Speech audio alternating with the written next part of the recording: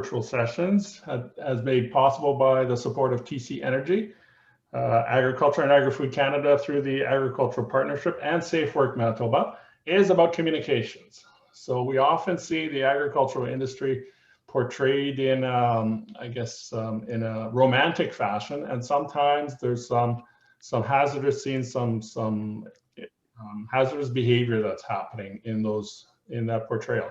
So part of the discussion today will be with Marsha and Sam Goldberg to talk about how we can put our foot forward, our best foot forward when we portray the ag industry.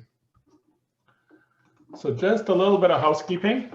You should have a little globe, and we have a translation because I've been hearing her pop through on my feed. And if you go on that globe and choose your language of choice, it should come out in English or in French. If your name is a bit ambiguous, can you just rename yourself? There's little buttons beside your participant, and you can make it clear, and that helps us at our end to know who's actually participating. Use the chat function to ask your questions. I'll be monitoring it and then feeding your questions to Rob. You can ask your questions in French or in English, and I'll bring them to Rob. So, si vous avez des questions pendant la présentation, juste appuyez sur le bouton chat, la messagerie, et puis si vous demandez la question en français, je vais le transmettre à Robert en anglais, et puis il pourrait demander la question des panelists. Everyone's automatically muted, and the meeting is being recorded. And for those of you that want to share this later on our website, we'll have a link with the recording of the session and a short summary of what happened during the session.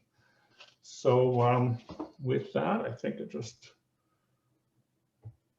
I had a safety tip, but I'm just going to defer on the safety tip and hand it over to, oh, just wait. We're going to be giving each of the presenters about 20 minutes to present, and then Rob will be moderating a panel discussion with the Q&A.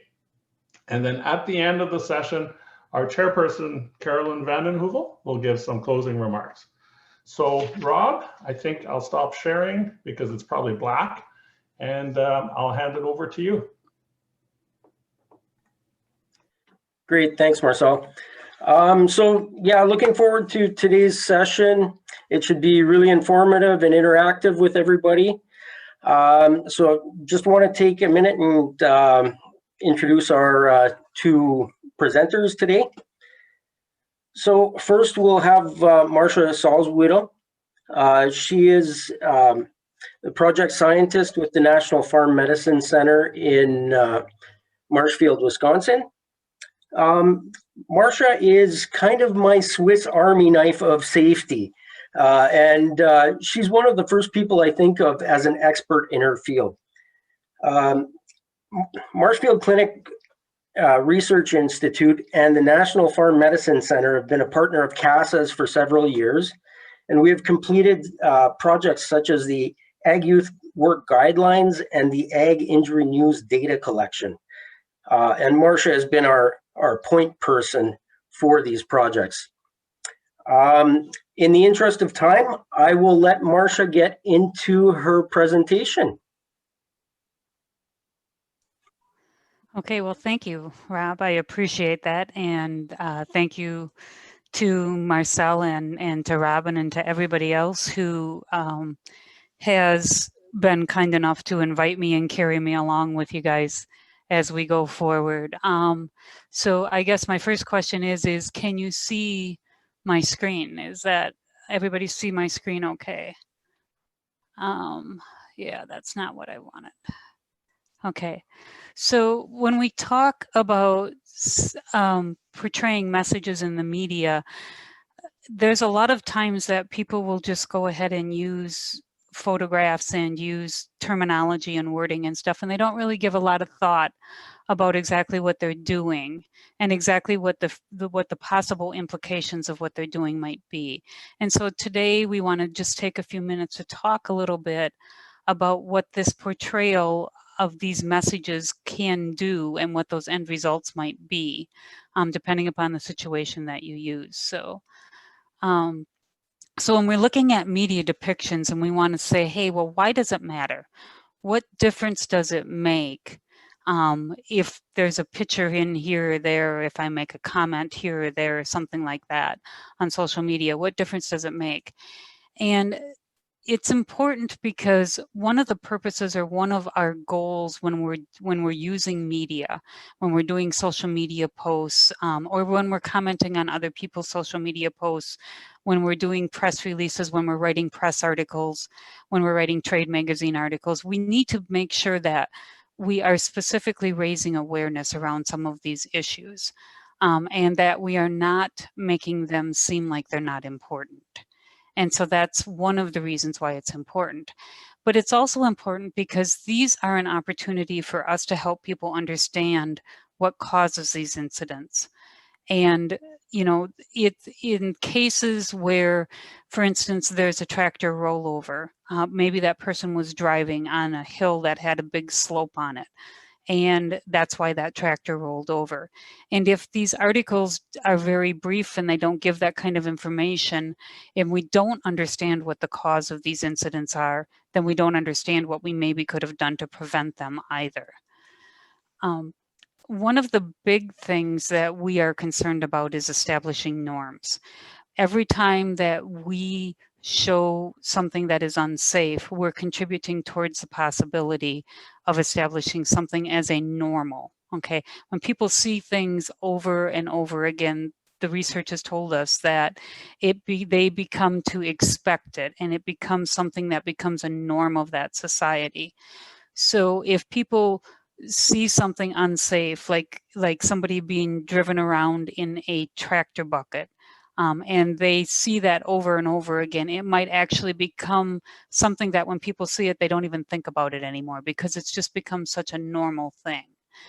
And if these things like this are left go long enough, they can actually become what we would call an unsafe tradition.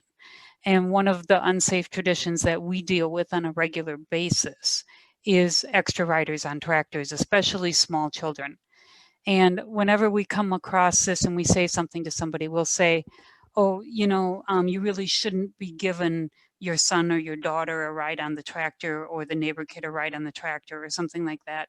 And the response that will come back at us will be, well, but my dad did that with me. My grandma did that with me. My grandpa did that with me.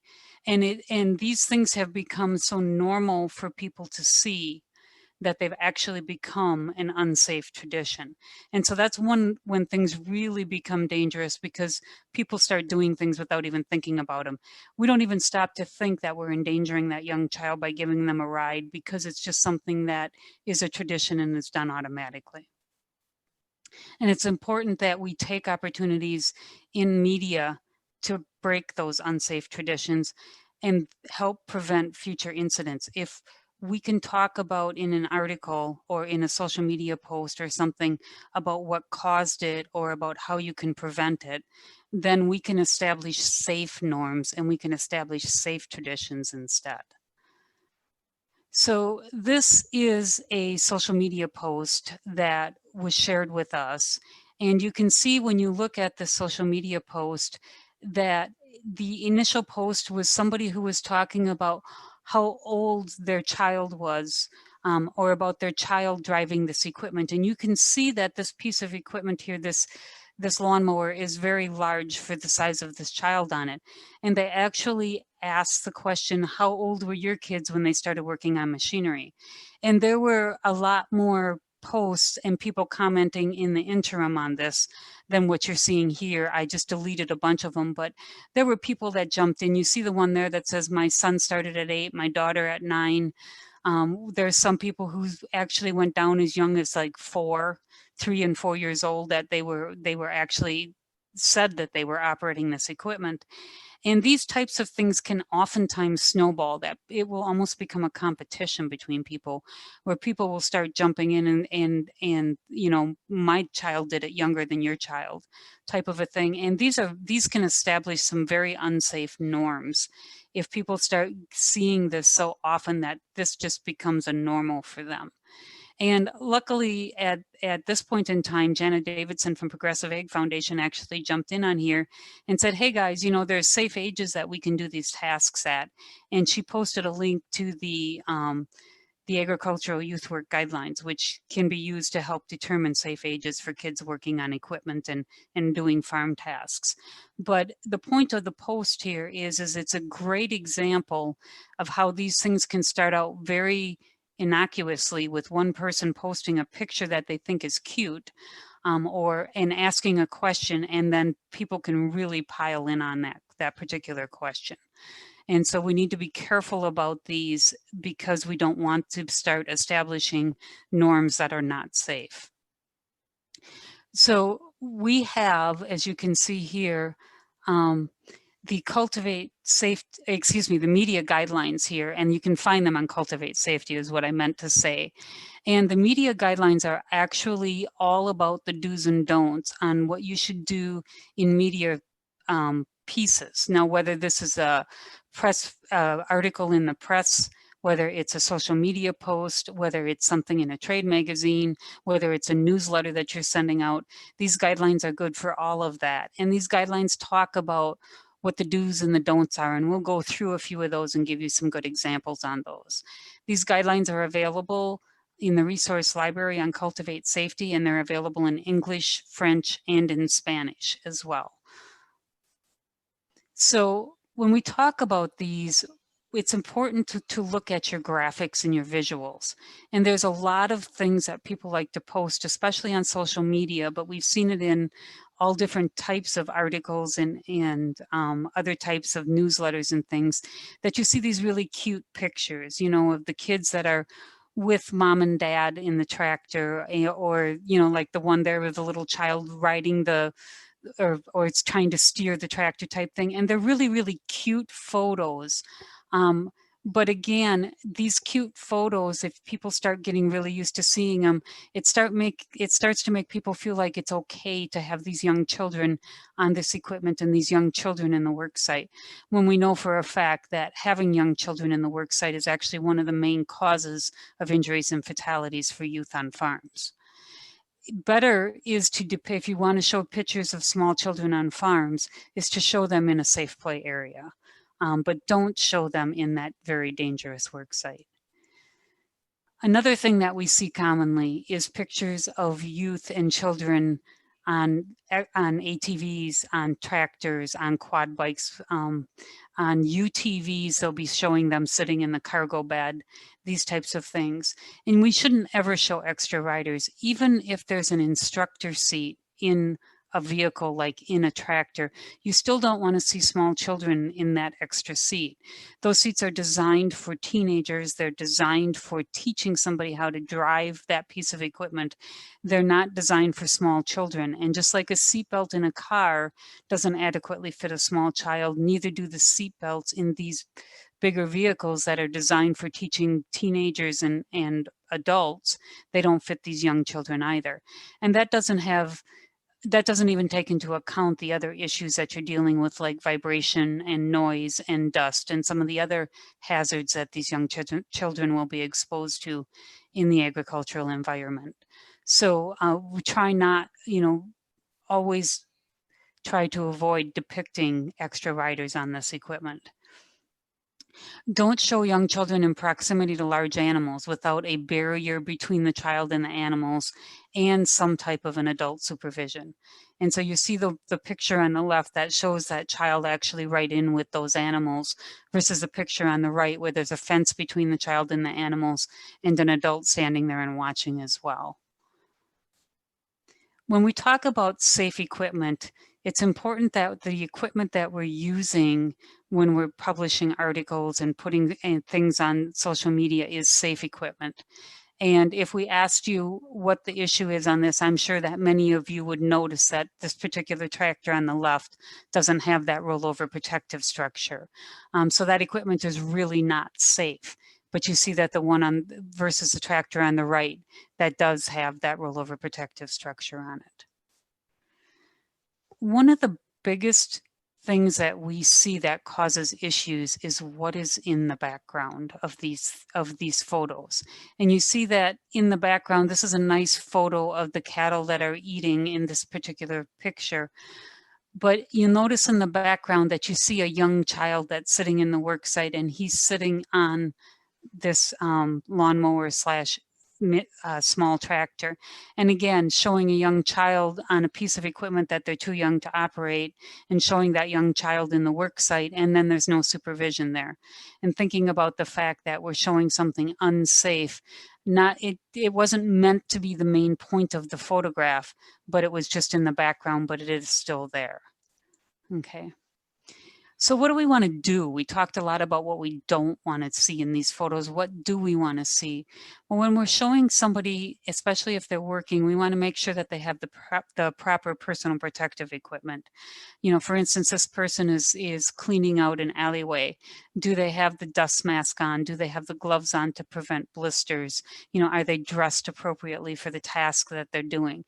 Making sure that they have the proper equipment on for the job that they're doing. Make sure that they're performing appropriate work for that person's age and for their ability, and make sure that the work that they're showing is being done in a safe manner. You know, we see all the time pictures of people that are lifting improperly, for instance, and so we want to make sure that what we are showing is is safe. And it isn't just graphics. When we look at this, when we think about our graphics, we're not talking about just graphics. We're also talking about text. There's a lot of times that the phrasing on things is not well worded. For instance, 3 young sisters killed in a freak farming accident, or a man killed in a freak farm accident. So what's the issue with that term, freak farm accident? It's not a good term to use. That term actually makes that incident seem unique. And in fact, we know that these incidents are not all that unique, that they are not all that unusual, and that the injury data often reveals a lot of similar events have occurred. And by using this type of terminology, it artificially minimizes that risk, okay? And again, it makes people feel like these things are something that don't happen very often, and that it's probably a chance that they can go ahead and take because there's not going to be a lot of consequences, when in fact we know that they are high-risk activities. Here's another one. Owner of a farm and ranch business died doing what he loved. It sounds like a pretty innocuous headline, but when you really stop and you think about it, it's not a good type of phrasing to use. We oftentimes see this when somebody is trying to soften the impact of something. They're trying to reduce the tragedy, or the make it seem like it's not quite as bad. And while it might be true, that person loved to farm, that probably is very much true. It does obscure the facts, and it does obscure the fact that regardless of whether this person loved doing this or not, they did pass away, and they did pass away doing something that potentially was unsafe. And so what is important to include in these messages instead is that what happened in this particular instance was probably preventable, was likely preventable. And the fact that the person loved to farm doesn't make what happened okay. It doesn't even make it better. So it's important not to use that type of phrasing as well. And again, these types of phrases can kind of contribute to normalizing these incidents, which is something that we don't want to happen. Oftentimes we will hear the term, and you'll hear the term used, accidents versus incidents. And you'll see in the media guidelines that we talked about that it recommends that you use the word incidents as much as possible. So we know that accidents, when you look at the true definition of the word accidents, it talks about an act of God. So true accidents, when you look up the definition, are not predictable, and they're not preventable. And when you look at most farm accidents, you realize that most farm accidents are both predictable and preventable, which is why we suggest that people, when they're writing these things up, use the term incidents instead. Incidents are both predictable and preventable, and they accurately define most farm accidents better. It's a way of avoiding normalizing something. So most people don't use the word incident, and so a lot of people don't recognize it. So you will notice that in some of the literature that goes out and on some of the websites that are out there, you will see the word accidents. And you're going to see that word accidents because if you don't use what people are used to, people can't find information on it. But if you have an opportunity to use the word incident or crash or something like that instead, it's definitely a much more precise word, and it helps to avoid that normalization that we don't want to happen. So what do we want to do with text? Well, we want to depict the agricultural industry very realistic. You heard Marcel say when he talked at the introduction to this, that sometimes people will view the agricultural industry as being this really wonderful, and I'm using different words than he used, but this really wonderful, this really bucolic type of an environment, when in fact that is not necessarily always true. There are a lot of benefits to living and working on farms. I grew up on a farm. I'm one of the first people to acknowledge that. It's a wonderful place to grow up. But it's also important that we recognize the fact that this is a very hazardous industry, not the least of which is due to the high stress in this industry, due to a lot of unpredictable factors like things like weather and things that increase the stress in this industry. So it's important that while we acknowledge those benefits, we also be realistic about the hazards that are there as well. It's important when we are writing articles that we explain what caused the incident. Again, if people don't understand what's causing these incidents, they're not going to be able to understand how to prevent them. And explain any safety issues that might have been involved. Okay, so maybe that tractor rolled over or rolled down that hill because they were using it at an angle on that slope.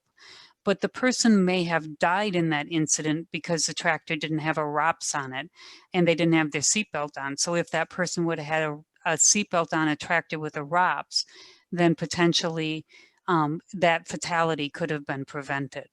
Maybe somebody got pulled into this power takeoff unit because there was no guard present. Maybe they went into a grain bin and they didn't have a lifeline on. So make sure that you, when these incidents occur and these incidents happen, it's important that we talk enough about the incident that people understand not only what caused the incident, but what the safety issues were that were related to that incident as well. It's also important to include things like, how could I have prevented this incident? A lot of times when we're seeing incidents posted, or even when it's just a social media post like the one that we had at the beginning of this presentation, these are always teachable moments. They're moments where you can help prevent future incidents from happening. So don't only talk about how something can be prevented, but talk about where you can find more information about that as well. Okay, things like the Bury a Tradition campaign. This is a campaign that there's posters and information freely available, and it talks about not having extra riders on tractors. It's easier to bury a tradition than it is to bury a child.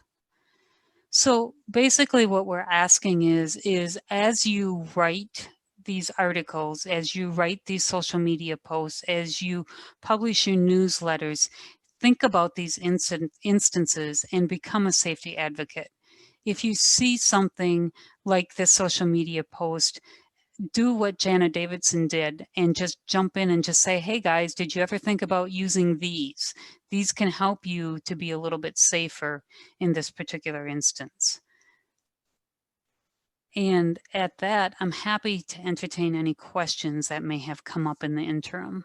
So.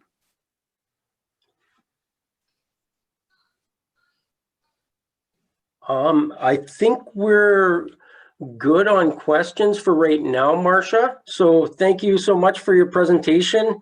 And please, please, please go deal with your family emergency. And best of luck to you.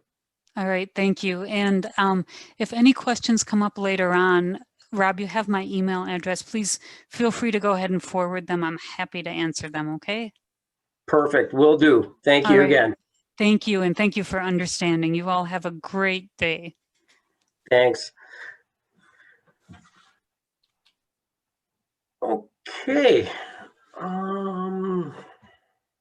I think we just need to wait for Marsha to stop sharing the screen I here. am trying to get it to do that, and I'm not having a lot of luck here. There. There we go. Okay. Thanks. Okay, now moving right along, just want to take a minute and introduce Sam Goldberg. He is the producer for Silo the film. Last summer, I was in Iowa at a conference, and one of our American contacts asked if CASA would like to be involved with Silo the film. So of course we said yes, and reached out to Sam. He's been a great person to get to know, and Silo has become a really awesome partner for CASA and is a great supplement to our Be Grain Safe program. So with that, here's Sam. Thanks, Rob. Thanks to the CASA team, and thank you everybody for participating in this conference. I'd once joked to Rob and to Liz that I grew up, I'm born and bred in New York City. Could not have had an upbringing any more different than an agricultural farm upbringing than so many people that I now call friends. And I'm very privileged and often have to pinch myself when I'm speaking in a forum like this. And I'm excited to tell you about the journey of how I got here. So Silo is a feature-length film. It's a 70-minute movie with actors that's inspired by a multitude of true stories about grain bin entrapment incidents, to speak to what Marsha spoke about in terms of the difference between incident and accident. And before I kind of tell the story of how Silo got made and into what I really am trying to focus on from a media portrayal perspective of the film, I'd like to show you the trailer to the film. So I'm going to share my screen and give you a little bit of insight into what the film is all about.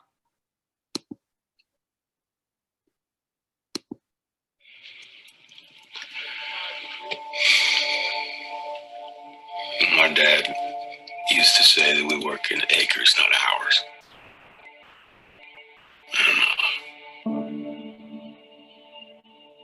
He's proud of that. You didn't feel anything when they go? It's their job. I can't. You drive 2 miles outside of town just to avoid his gas station. People in town may not think much of us. Don't worry too much about that. They're eating the food we grow for them. Been 5 schools. Let's wait a little while. See if we can air it out. I knew that this meant something. You are growing into your daddy's boots, Junior. I'll give you that. Heavy son, I got to keep an eye on it. Makes the hair heavy too. I want to know why. Something so selfless and something so simple could go south so quick.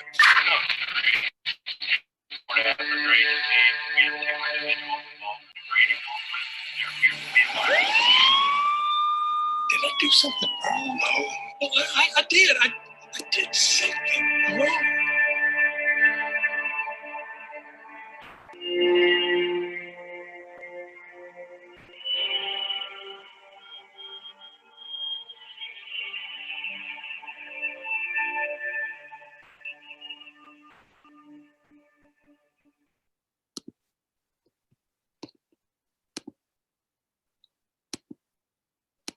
So that's a little bit of an insight into what Silo the film is all about.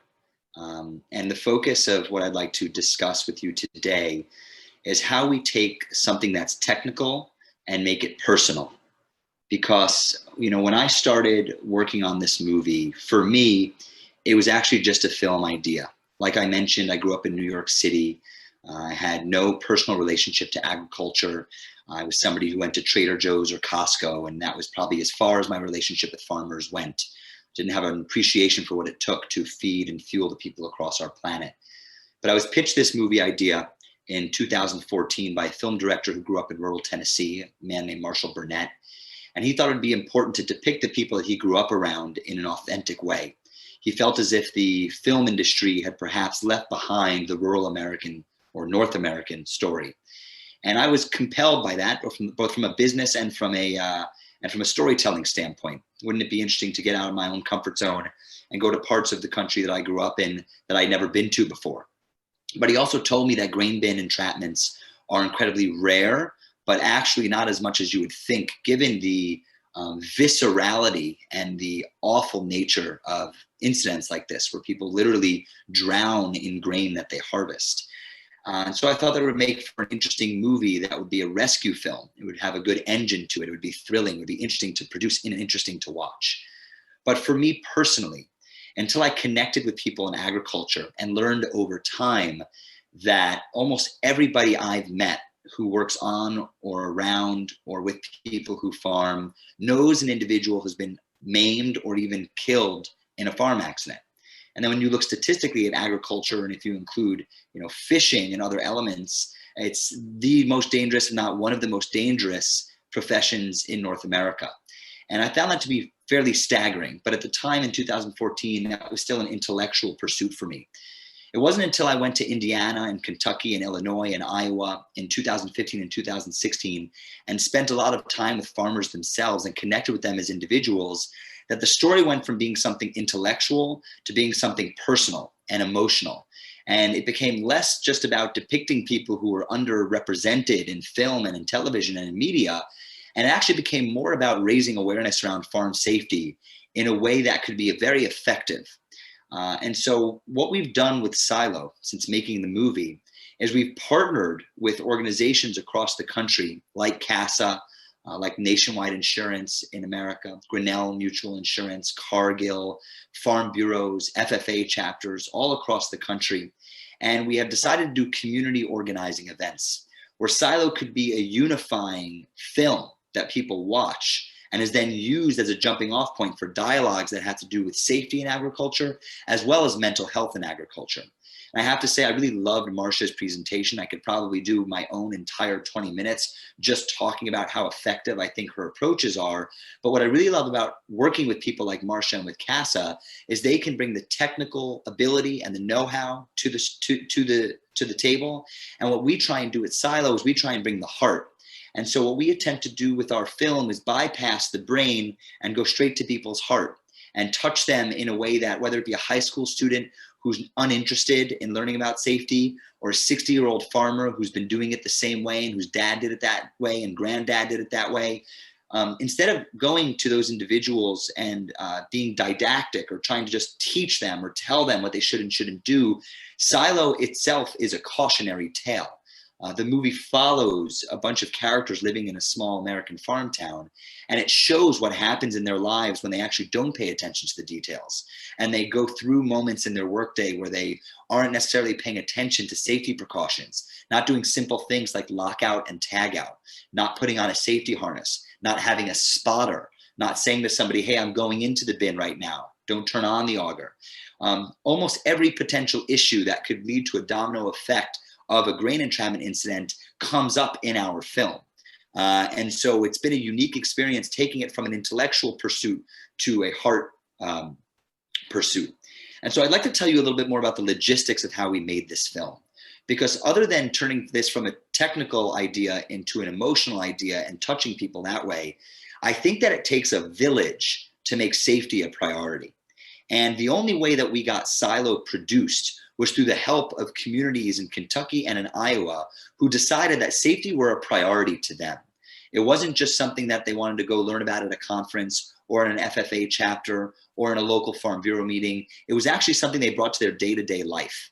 And in Silo, that partnership existed on 3 levels: with a farmer, with the Kentucky Department of Agriculture, which is I consider a political institutional partner, and in corporate America with a company called Sucut Manufacturing.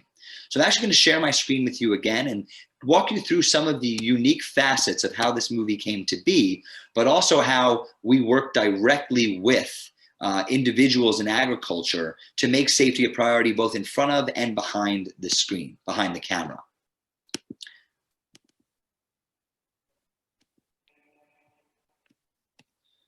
So again, this was our film team, a group of actors and filmmakers from Los Angeles and New York City, all of whom agreed that it would be really effective and impactful to make a movie that authentically depicts people in agriculture.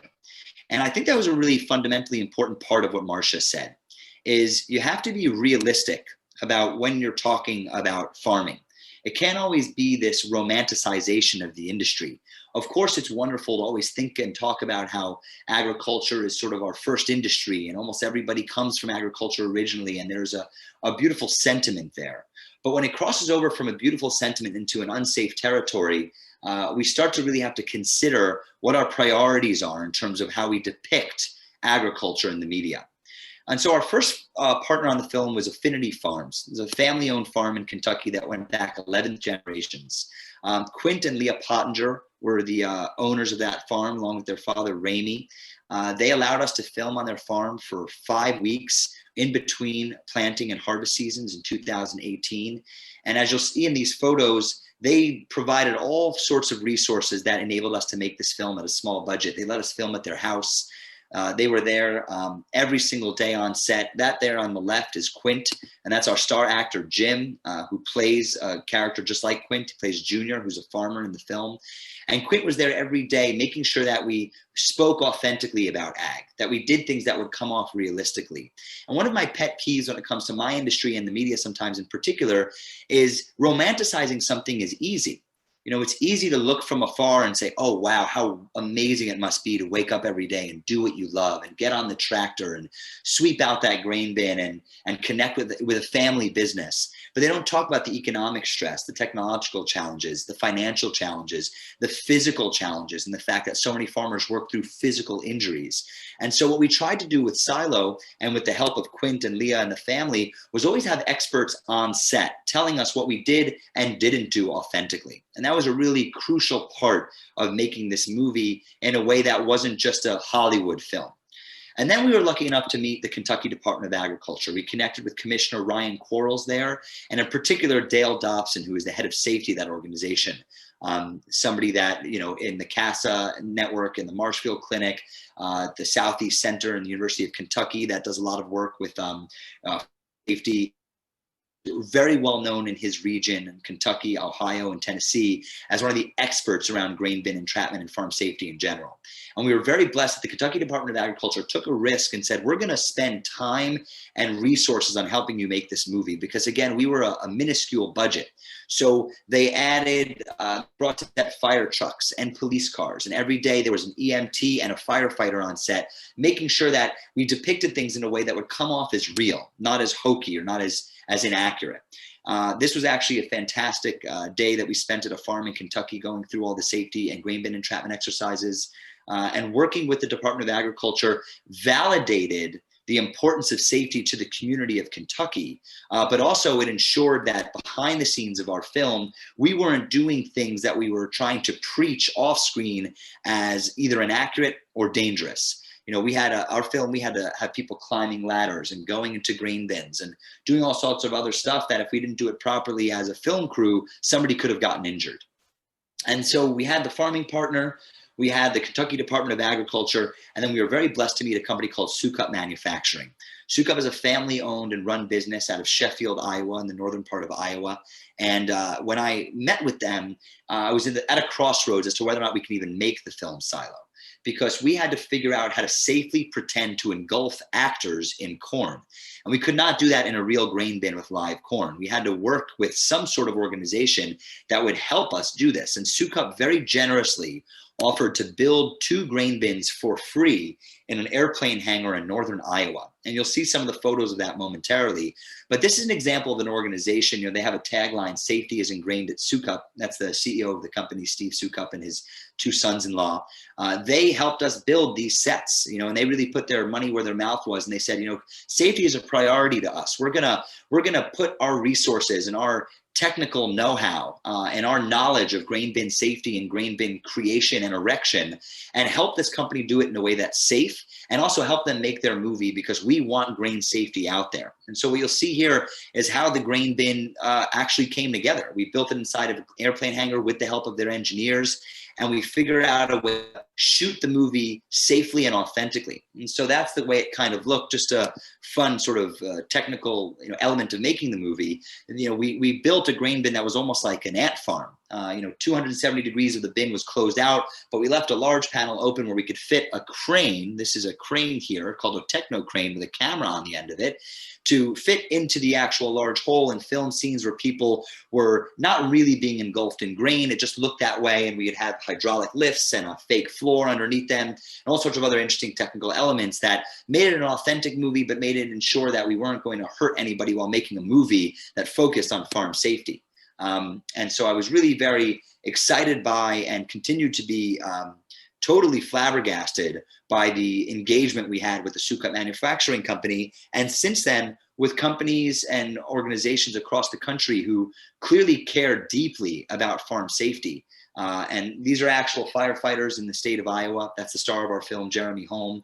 Every day we had firefighters, EMTs, and farmers on set to make sure that things happened authentically, and that our film really came across in a way that could teach lessons. And so as this slideshow wraps up here, I want to speak a little bit to what I feel was the special sauce of our movie. And it wasn't that we approached the making of this film with safety in mind in every single frame of the movie. We approached Silo by thinking about personal stories. My wife always likes to say to me, she works in education, she's always trying to connect with children. She always says to me, that which is the most personal is the most universal. So we really have to talk about personal stories when it comes to safety. You have to give examples. You have to give somebody who has survived an entrapment, or a family member who's somebody who's died from an entrapment or another type of farm incident or accident, to say that this has happened to me. This is real. And this isn't just a theoretical potential issue, because everybody always says it's not going to happen to me. I do things my way. I'm not going to get in an accident. But it doesn't matter what you do for a living. You could be a bike messenger in New York City, and one day you don't wear your helmet. Or you could be somebody who works in a grain bin every day, and you stop wearing your safety harness. It doesn't matter what you do. If all of a sudden you take safety for granted, you're going to end up getting in trouble. And that's why it's crucial that we tackle personal stories. And I believe that's why Silo has been such an effective resource over the last 14 months now, since we released the film, for communities to use as a tool to engage with their neighbors and teach people about agriculture, but also bypass the brain and go straight to the heart and get people thinking about safety in a way that is personal, not just technical. And I'd be remiss if I didn't also speak to what Liz just messaged about. There's actually a screening of Silo tomorrow night. It was supposed to be our Canadian premiere in person in the month of March, but obviously COVID-19 has made so much of what we do and what the industry does remote. And so if you're interested, there is a screening of the entire film tomorrow night, November 20th. And it's going to be an incredible event. Rob will actually be conducting a Q&A afterwards. And I think that if you have the ability to see the film, or if you'd like to host the film, you can reach out to me. I'll do one other screen share so you can kind of get a sense of what our website looks like and how you engage with Silo as a company.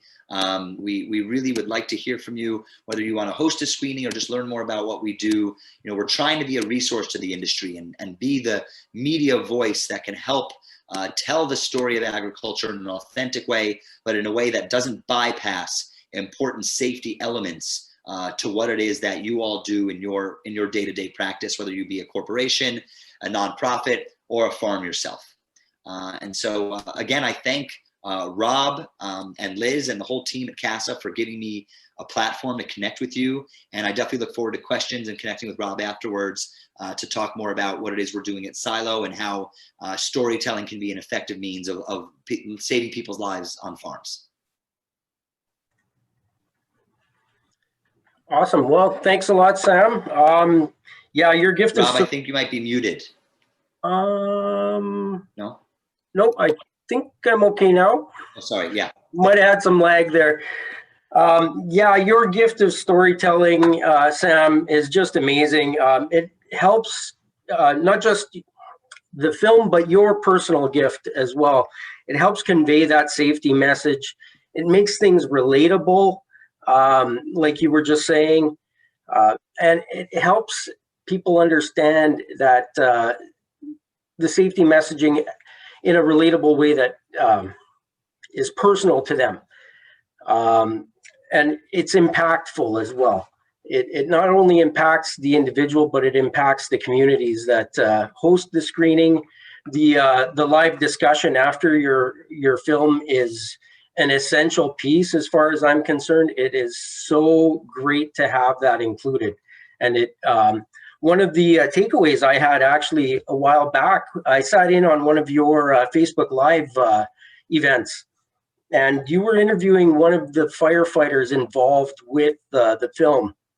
And one of the lines that stuck with me that he actually said was the time to get to know your local first responders is not in a time of need, not in an emergency situation. So that's why it's so important to have these post-movie discussions and get to know some of your local firefighters and to discuss that emergency planning component as well. So on that, thank you so much, Sam. And I guess we'll move on to our little group exercise I have planned here.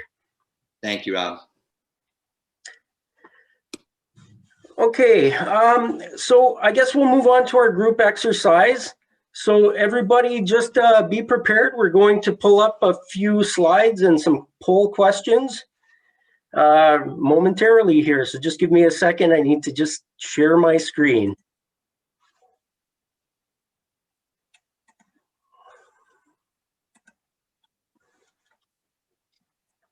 Okay, so here we've got some slides. Which version are you guys seeing? Are you seeing the, oh, sorry. Are you seeing the version with the notes or just the slides themselves? Marcel? Just the slides, Rob. Thank you. Okay, so here we have a picture of the back end of a tractor. We'll note just a couple little safety, potential safety issues in the way of lighting and reflective tape. And it looks like it's lacking a slow-moving vehicle sign. And here would be a better example of a well-marked tractor. Tractor incidents are an increasing concern out on the roadways. So again, we want to make note that there's proper lighting and reflective tape and markings in place. So Christine, if you could pull up poll number 8, I believe it's called.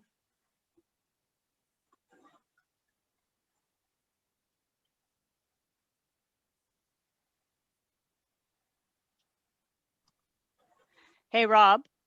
Yes. For some reason, it's saying you are logged in from another device. Your polling session is inactive. I don't know why it's doing that. Interesting. Very interesting. Law with technology. We gotta love that. So it looks like that might not be a possibility here. I'm just checking to see what the Well, you know what? issue is here. Can you pull them up? I'm just doing that now. Sorry. Okay. Sorry, folks. Technical difficulties here. Yeah, I'm getting poll number 8 up. Okay. So here's our poll. So if you guys can just follow the question. So what message is the tractor on the right sending out?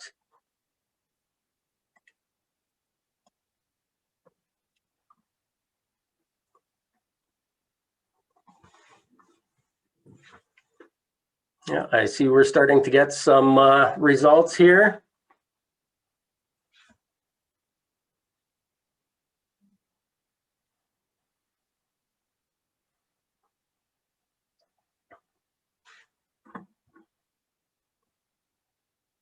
Okay, well, we're doing well. Okay, so I guess just a few more seconds and we'll end this quick poll.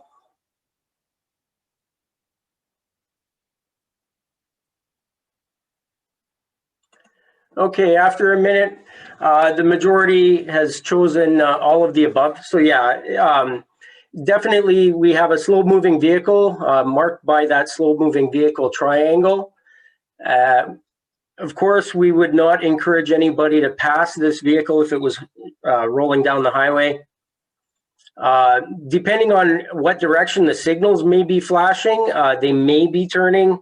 And as well, just for obvious reasons, I don't think this would only fit in one lane. I think it would be rather oversized and take up a lot of space on the roadway. So good job, everybody. And we'll get on with our next slide here. Next, we have a shot of a PTO assembly on the back end of a tractor.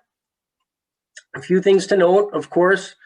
That would be, the one on the left would be less than ideal PTO assembly. And this would be a better example on the right-hand side of a PTO. So I will launch that next poll here. Just bear with me.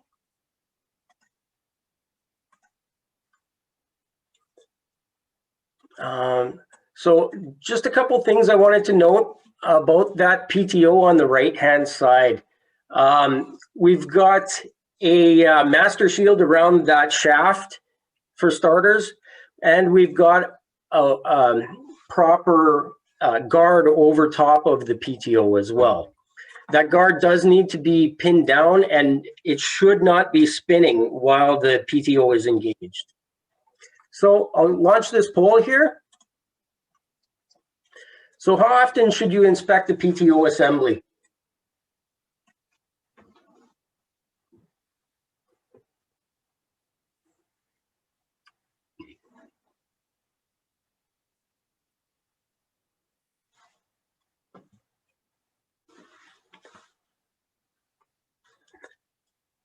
And I'll just let this poll run for about a minute. So please continue to vote or give your opinion.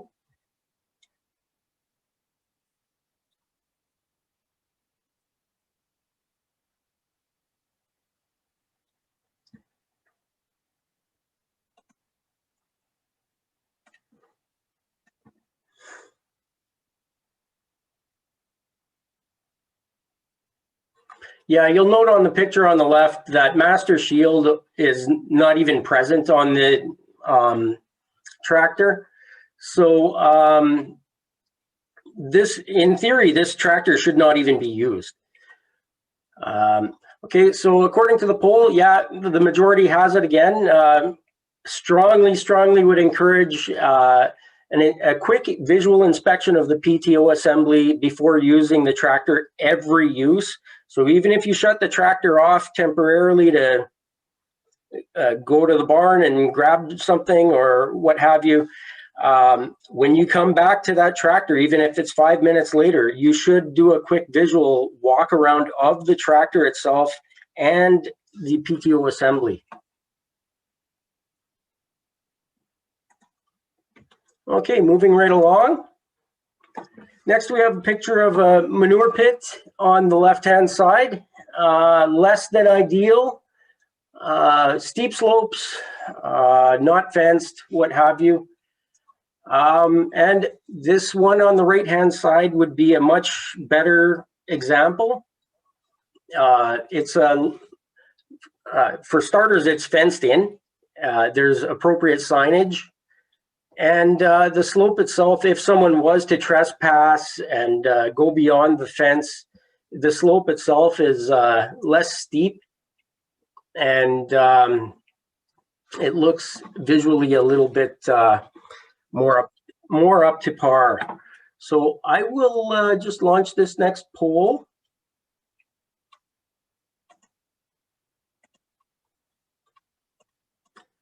Okay, so why would we fence off and post signage around a manure pit or lagoon?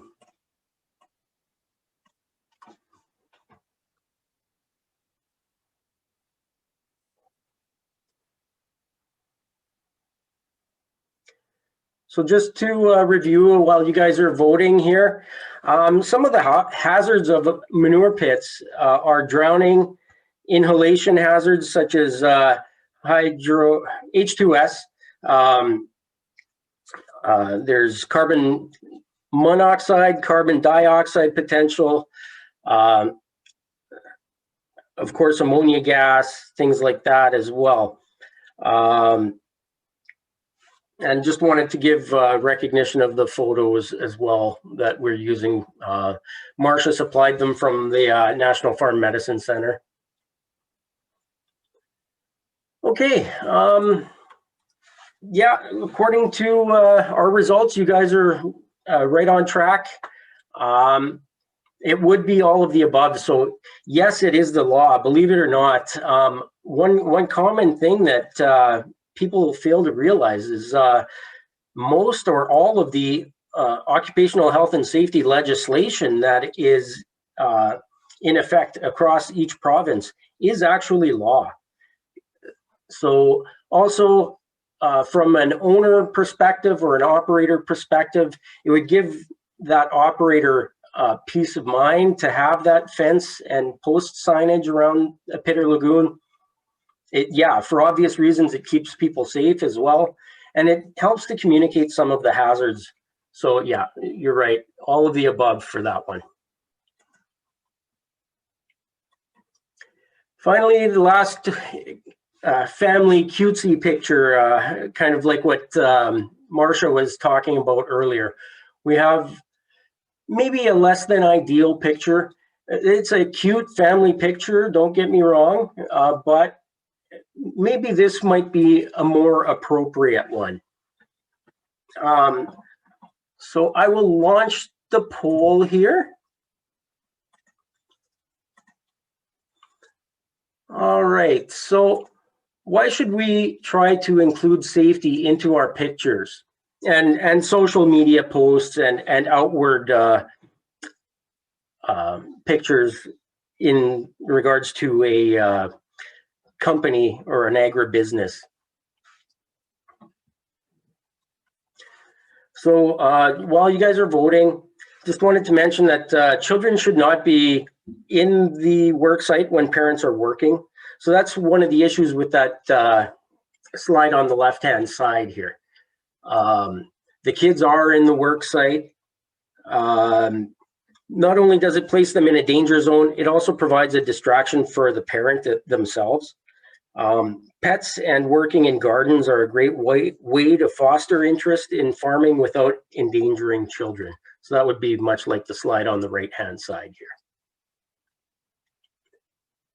Okay, on that note, you guys are doing a great job on these polls. So yeah, of course, pretty self-explanatory, but we want to keep the people in the picture safe. We also want to convey a good example for others.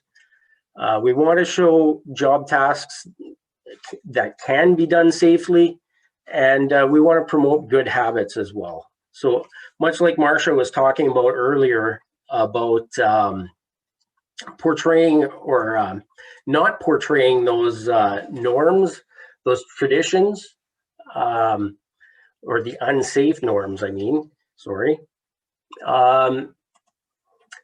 That would be one of the main reasons. So thanks for everybody's participation here. I guess next, wrapping that portion up, we'll pull out a few audience questions from the chat. Marcel, were there any questions from the group? So just the one about, I guess, directed to Sam about what kind of reactions is he getting from the community / farmers?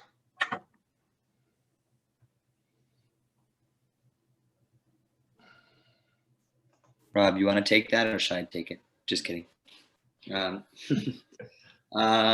So it's been a very positive response to the film. I think, as I mentioned in my presentation, what I'd say we're most proud of is that people say that it's authentic, that it feels real.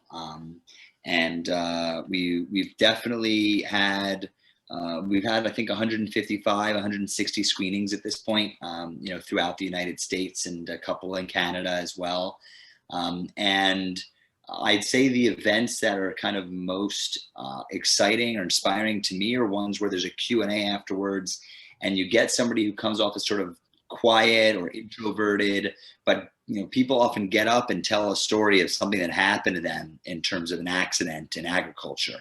I was at an event in Iowa actually in January, where a man, must have been in his 60s, stood up and said, I never really talked about this, but when I was in my 20s, my friend's younger brother died in a grain cart, and I was there, and it's a trauma I've dealt with ever since. And I think we all have to be very careful when it comes to grain carts and children. And so something like that, I think not only is it important from a safety perspective, but I think everybody deals with stress in different ways in life, and there's a particular amount of stress in agriculture now, and hopefully the film can give people an emotional outlet that allows them to talk about issues that they otherwise may not have talked about, and in thus releasing that tension, maybe they'll be a little bit more cognizant or aware of other issues on the farm, because stress is like a big cloud. And if even a piece of it can be lifted through the viewing of this film, I think that could have as big an impact as the specific safety issues that we bring up. Awesome. Thanks, Sam. Were there any other questions? I haven't seen any, but I can reinforce what Sam was saying.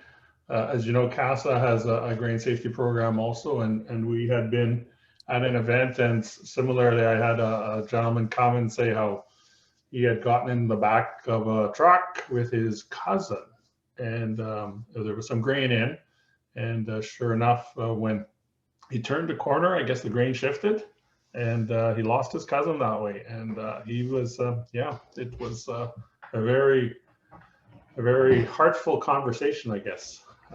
To what can happen if we don't take safety seriously. Yeah.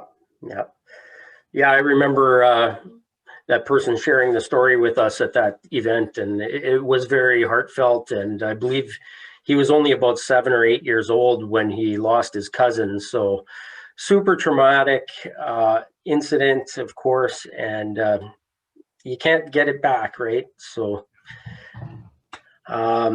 I know myself included, I get a lot of feedback when we put on our grain rescue training exercises with our firefighters.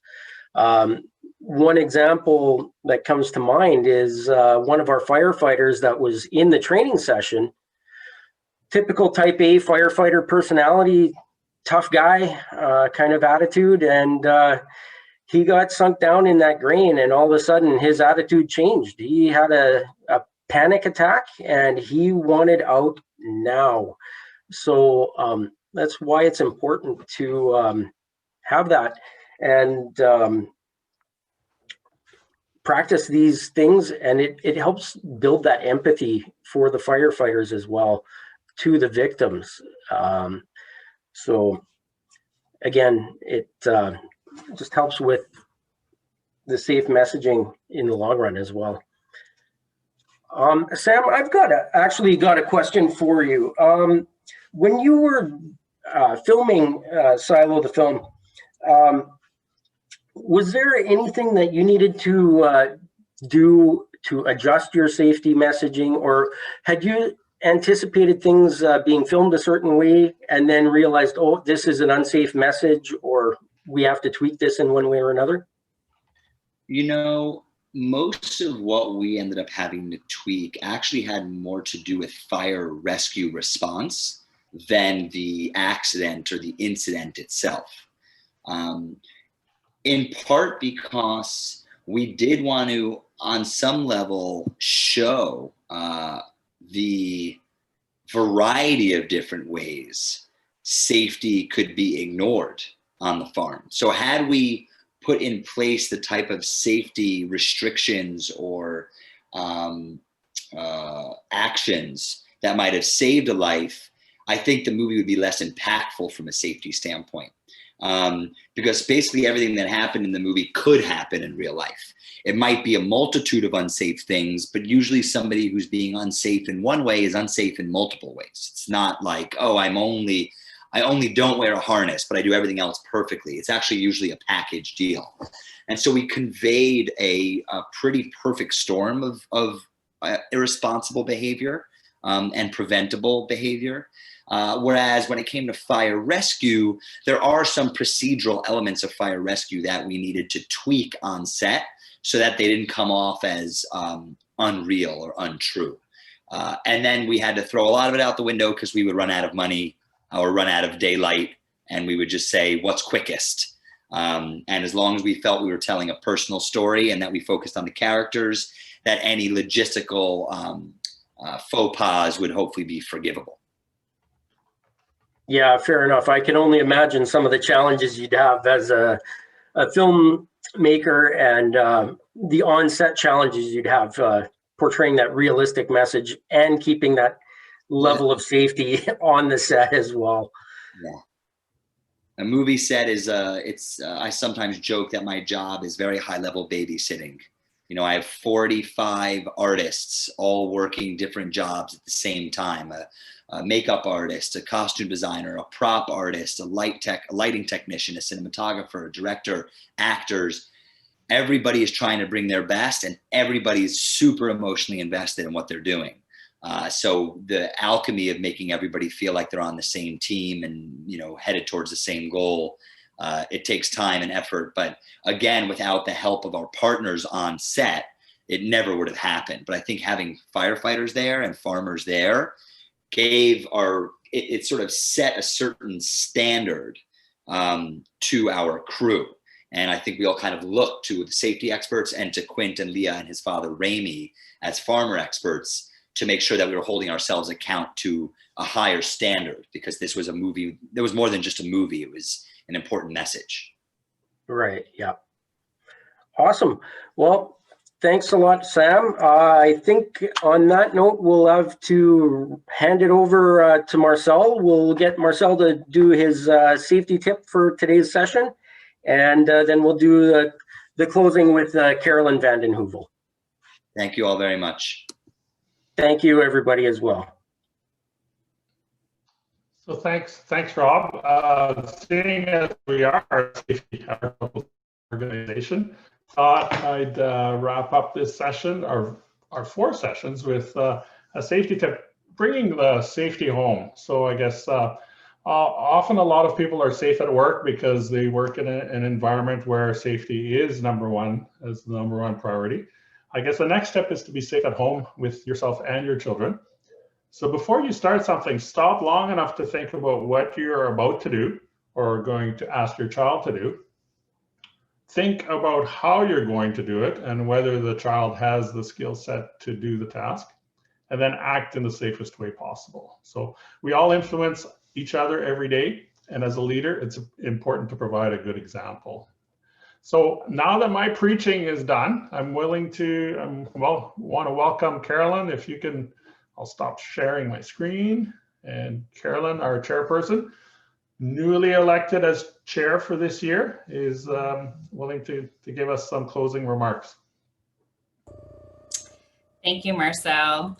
Hello, everybody. I did join late today. Unfortunately, I had another conflict, so I wasn't able to attend the whole session, but I've heard some really wonderful things about the sessions that have been hosted over the last few weeks. So it's really exciting to see that our virtual conference, and the first time ever, has been a real success. So I want to thank you all who joined the session today and those who've joined previous sessions.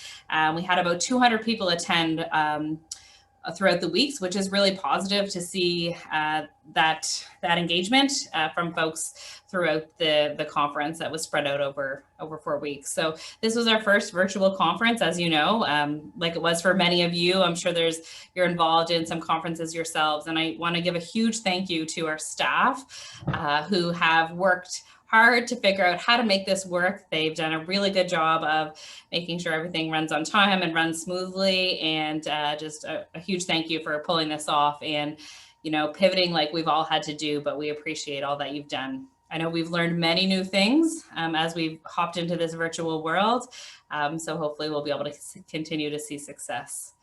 And of course, I want to thank presenters from today and previous presenters that have joined us to share the knowledge and help us learn from each other. That is one of the most important things that we can do in the world of health and safety is learn from what others are doing and see how we can bring those practices into our own worlds. And again, all those that helped to promote the event, that's the reason we had such good attendance, is folks that were sharing on social media and sharing with their contacts. So I appreciate the work that you guys all did to make it a true success. And of course, as always, conferences wouldn't be successful without sponsors. So a thank you to TC Energy, Agriculture and Agri-Food Canada, and Safe Work Manitoba. We thank you for your continued support of the organization and for your support of this conference in particular.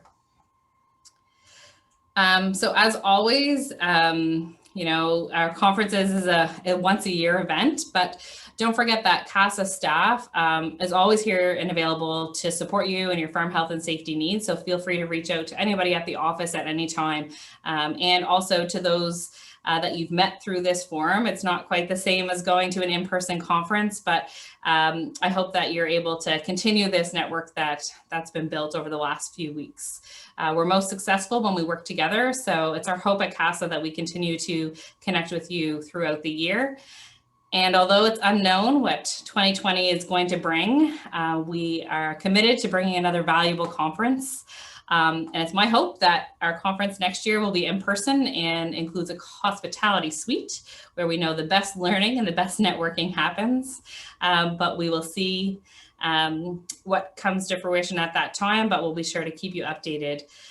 And before final sign off on the conference, I just also want to acknowledge that this will be Marcel's last conference as he moves on to new opportunities and finishes up with CASA at the end of March. And I just want to say that I've really enjoyed working with Marcel over the last number of years. I actually started my career in farm safety working for CASA under Marcel, and then have gone full circle, I guess, and I'm now sitting on the board and as chairperson. And I've gotten to know Marcel really well as a colleague and as a friend over the years, and I appreciate all that he has done. I don't think that we could have another farm safety cheerleader, as we say, than we have had in Marcel. So thank you, Marcel, for all of your work. And I hope maybe you still come to the conference next year, even if you just get to kick back and enjoy it maybe with us.